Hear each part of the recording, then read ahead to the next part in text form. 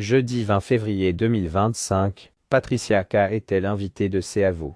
La chanteuse a été interrogée sur le lien fort qui l'unissait à Alain Delon et en a profité pour révéler la raison de l'appel de sa fille, quelques jours après son enterrement. Ce n'est un secret pour personne, Alain Delon avait une admiration particulière pour Patricia Kaas. D'ailleurs, sur le plateau de C'est à vous, jeudi 20 février 2025, la chanteuse a revu quelques images d'un moment de leur complicité. C'était en 1990 dans l'émission La Voix de l'année et l'acteur décédé en août dernier révélait qu'il appelait l'artiste son petit diamant. Il faut aussi garder une part de mystère, une part de secret parce que c'est comme ça que tu seras une star. On ne doit pas tout savoir d'une star, il faut toujours garder une partie de l'iceberg en dessous, lui avait confié Alain Delon.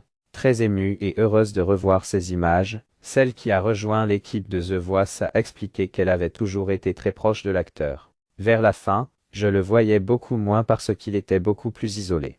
Mais je suis restée jusqu'à la fin son diamant, a-t-elle déclaré. Patricia Kaas révèle qu'Alain Delon aimait beaucoup The Voice et dans le même temps, elle a fait une confidence concernant Anouchka Delon, qui a pris soin de l'appeler quelques jours après la mort de son père. Je ne sais pas si je peux le dire, mais sa fille m'a appelé après l'enterrement parce qu'elle avait entendu que je faisais The Voice. Elle m'a dit, je t'appelle juste pour te dire que papa, de là-haut, il va être très fier, parce que c'est une émission qu'il adorait regarder. Et donc il aurait été très fier de te voir là. C'était mignon comme tout, a-t-elle ainsi raconté la voix tremblante avant d'ajouter « J'ai eu de la chance parce que j'ai rencontré des personnages très beaux ». Le 18 août 2024, le jour de la mort d'Alain Delon, Patricia Kaas lui avait rendu un hommage tout en discrétion en publiant simplement une image noire, sur ses réseaux sociaux, avec en légende « Ton diamant ». Si le monstre sacré du cinéma français lui avait donné ce surnom, c'est parce qu'il considérait qu'elle était une femme précieuse et rare.